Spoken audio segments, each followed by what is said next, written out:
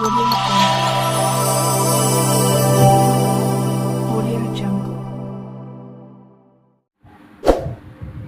दोस्तों बहुत बहुत स्वागत है आपका हमारे चैनल न्यूज़ भारत 18 पर। मैं फरहान खान। आज हम मौजूद हैं डीएनए करियर क्लासेस पर।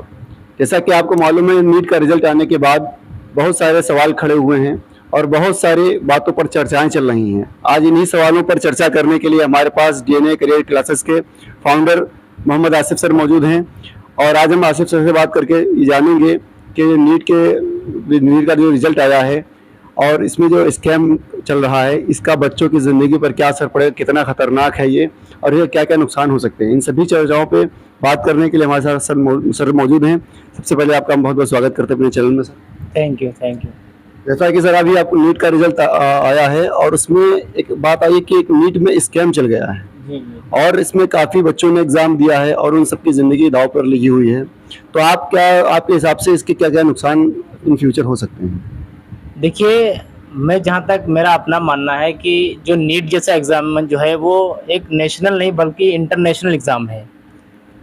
यहाँ पर बच्चों को ट्रस्ट बहुत होता है कि यहाँ पर इस एग्ज़ाम में किसी भी तरह का स्कैम नहीं और उसे लेकर के अपनी ज़िंदगी का एक खूबसूरत लम्हे हैं। लाइक उनकी ज़िंदगी के वो खूबसूरत लम्हे, मान लो कोई 19, 20, 21, 22, 3rd इस जैसे आप ज़िंदगी के जो खूबसूरत लम्हे हैं वो अपने उनके पास ड्रीम्स होते हैं, उनको पूरा करने वो प्रिपरेशन करते हैं।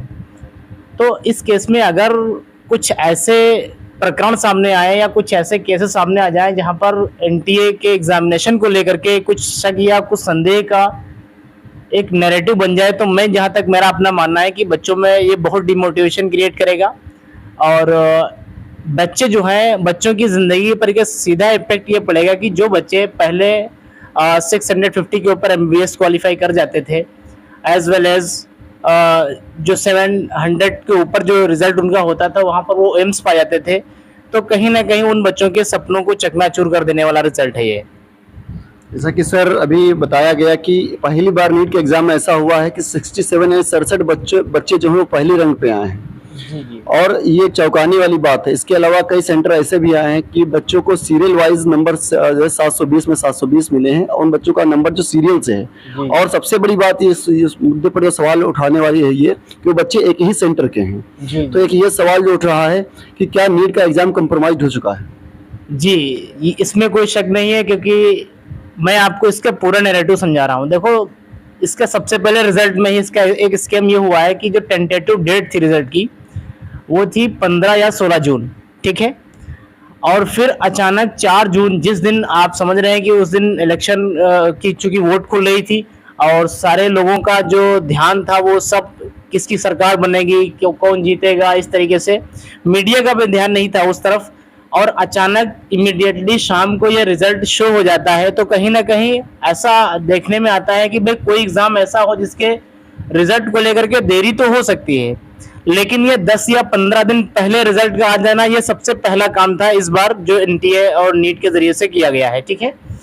अच्छा, उसमें यह हुआ कि जब ये 10 दिन पहले रिजल्ट आया है, अब ये है कि अगर कोई बच्चा या कोई मतलब कोचिंग इंस्टीट्यूट या कहीं से कुछ टीचर्स ऐसे अगर यहाँ पर कोई विरोध भी करना चाहे या कोई प्रदर्शन करना चाहे तो उनकी सुनेगा कौन? क्योंकि इस वक्त सब आप चूंकि देख रहे हैं, अभी तो गवर्नमेंट के अपने कैबिनेट जो है ना बने भी नहीं है कि कौन उनकी बात को सुनेगा, कौन आवाज़ को सुनेगा, और जब तक सुनेगा भी तब तक एक बहुत लंबा वक्त गुजर चुका होगा।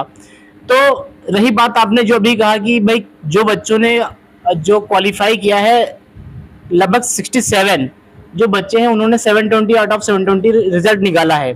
तो ये कहीं ना कहीं नीट को लेकर के एक बड़ी जो है, मैं कह सकता हूँ कि हतोत्साहना बच्चों के सामने हाथ लगेगी कि भाई नीट एक एग्जाम है और इंटरनेशनल एग्जाम, मैंने पहले भी बताया था फिर कह रहा हूँ कि नीट एक इंटरनेशनल एग्जाम है। यहाँ पर 720 आउट ऑफ 720 निकलना 67 बच्चों का, ये तो एक खेल तमाशा लग रहा है बिल्कुल।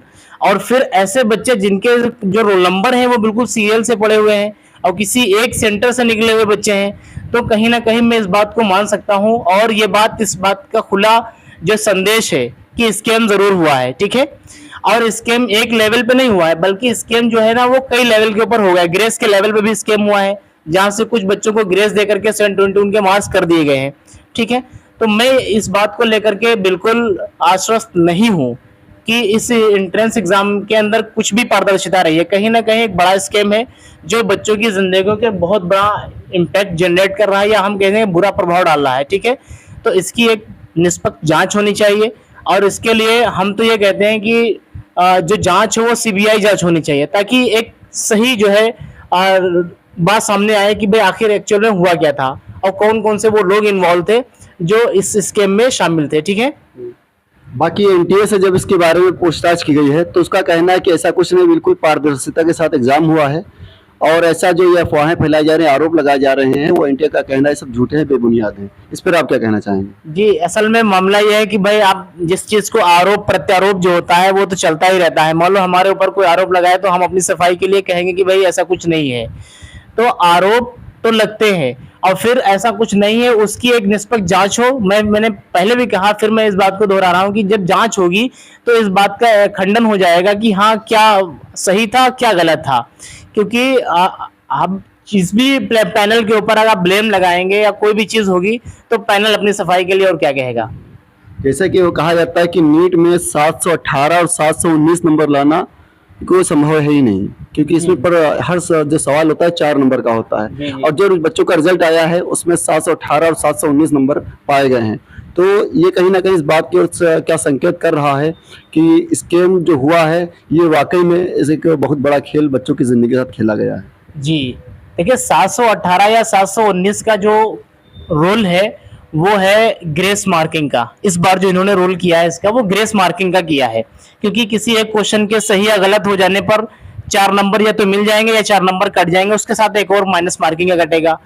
तो यानी स्कोर जो 719 या 718 आए हैं वो एक ग्रेस मार्किंग के तहत आए हैं। ठीक है, तो यहाँ पर एक बड़ा स्कैम है जहां पर ग्रेस मार्किंग देकर के बच्चों के रिजल्ट को अचानक उनकी जो रैंक है ना, रैंक 1 कर दी गई है ग्रेस दे करके। जो अपने बहुत पीछे जा रहे थे बच्चे, उनकी रैंक 1 कर दी गई। और मेरा जहां तक अपना मानना है कि मैं ऐसे बच्चों को संदेश देना चाहूंगा जो इस मतलब गतिविधियों में इन्वॉल्व थे, कि थोड़ी सी जो है आप लोगों को शर्म करनी चाहिए कि अगर हम इतने बड़े प्लेटफॉर्म के ऊपर इस तरीके के एंट्रेंस एग्जाम को देंगे और इस तरीके से काम करेंगे तो कहीं ना कहीं एक बहुत ही ज्यादा खतरनाक चीज है हमारे इस समाज के लिए, एज वेल एज खास करके युवाओं के लिए जो अपनी जिंदगी एक बेहतर वक्त दे रहे हैं। तो जहां पर आपने बताया 718 या 719, तो उसका मेन पर्पस जो है वो ग्रेस मार्किंग का है।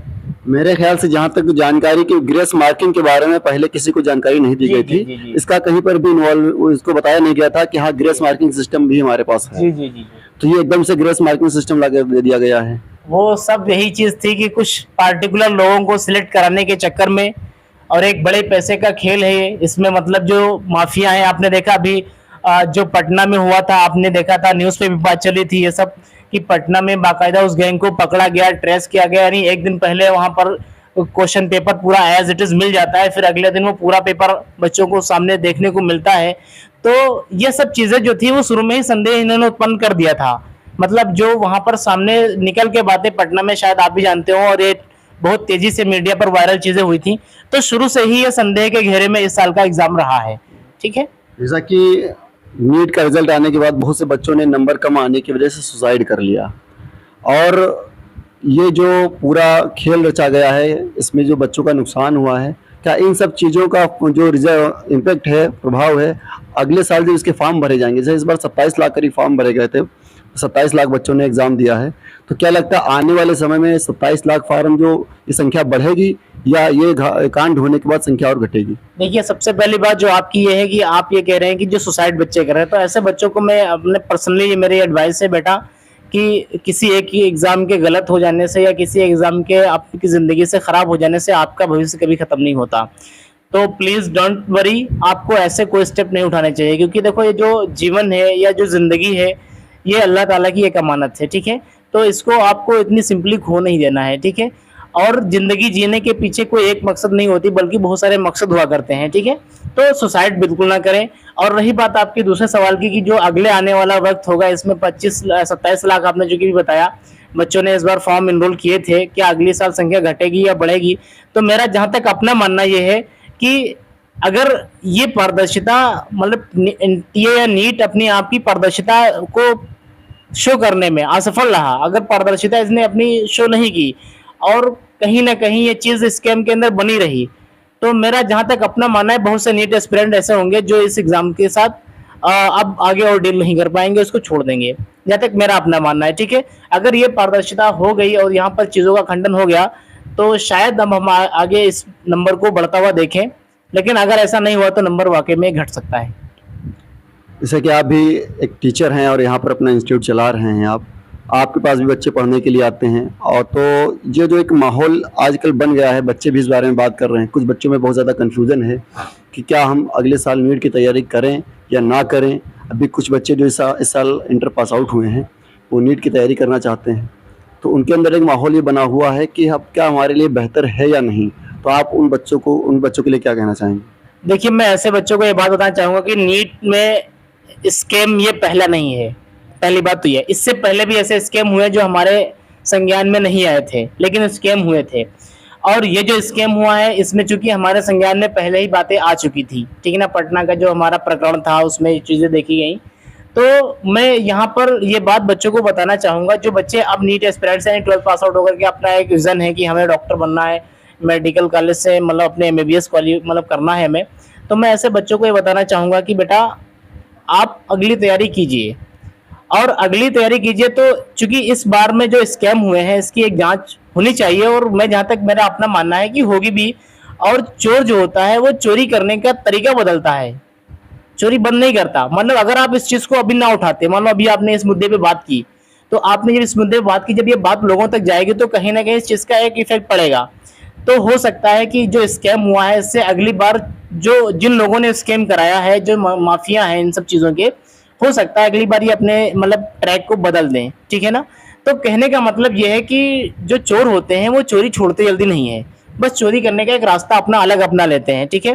तो अब आगे आने वाले जो बच्चे हमारे हैं, मैं उनसे सबसे इस बात को रिकमेंड करूंगा, बेटा आप जो है अगली तैयारी कीजिए और अपनी परीक्षा को अपने तैयारी पूरे अच्छे से कीजिए, और अपने विजन को सामने रख करके आप एंट्रेंस की तैयारी करें कि इंशाल्लाह आगे वाला जो हमारा सीजन रहेगा उसमें कुछ ऐसा नहीं होगा, ठीक है। जैसा कि अभी बात चली कि जांच होती है, जांच में अगर NTA दोषी पाया जाता है और तो उसके बाद अगर री एग्ज़ाम होता है, बच्चे फिर से एग्ज़ाम देते हैं, री एग्ज़ाम अगर कराया जाता है, रीनीट होता है, तो उसका बच्चों के ऊपर क्या असर पड़ेगा? जो बच्चों के नंबर अभी ज़्यादा आए हैं उनके नंबर कम होने के चांस हैं या बढ़ने के चांस हैं? देखिए, जहाँ तक मेरा अपना मानना है कि दोबारा एग्जाम होना या रीनीट होना मेरे ख्याल से बहुत मुश्किल काम है, क्योंकि मैंने आपको अभी पहले ही बताया था कि जो रिजल्ट आने के 15 दिन के बाद इसकी काउंसलिंग शुरू हो जाती है। अब जो रिजल्ट आया है अभी हमारा 4 जून को आया है, मतलब 19 जून तक इसकी काउंसलिंग भी शुरू हो जाने वाली है। अच्छा, हुआ क्या कि अभी हमारे वहाँ इलेक्शन हुए हैं, अभी कोई शिक्षा मंत्री नहीं बने हैं, कोई कैबिनेट बनी नहीं है, और अगर आप कोई धरना प्रदर्शन कर भी रहे हैं तो आपको वहां पर जंतर मंतर के ऊपर जाने के लिए 10 दिन का पहले से आपको एक लेना पड़ता है कि हाँ हम क्या बोलते हैं, अनुमति लेनी पड़ती है उनको, है ना। तो अब 10 दिन की वो पहले से बताएंगे, फिर बताएंगे आपको जंतर मंतर पे जाना है, धरना प्रदर्शन देना है या नहीं देना है, ये तमाम चीजें हैं। तो जहां तक मेरा अपना मानना है कि दोबारा एग्जाम होने के चांसेस बहुत कम है, और अगर ऐसा कुछ हो रहा है तो हो सकता है जिन बच्चों ने स्कैम किया है, जिन बच्चों को मतलब पास कराया गया है या उनकी रैंक अच्छी लाई गई है, तो उनके रिजल्ट में जो कर्व ना इसका गिरा हुआ जरूर देखने को मिलेगा, ग्राफ गिरा हुआ देखने को मिलेगा।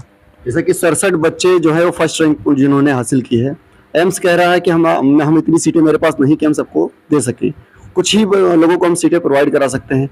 तो उसमें अगर जो चयन की प्रक्रिया है एक किस आधार पे होगी, क्या होगा, तो खैर वक्त आने के साथ हमको इन सवालों का जवाब मिलेगा। ये थे हमारे साथ में DNA करियर क्लासेस के फाउंडर आसिफ सर, जिन्होंने बहुत ही बेबाकी के साथ और बहुत ही सलाहियतों के साथ अपनी बात रखी है। और आप लोग हमारे चैनल से बने रहिए, देखते रहिए, जो भी अपडेट होंगी आप तक पहुँचाते रहेंगे।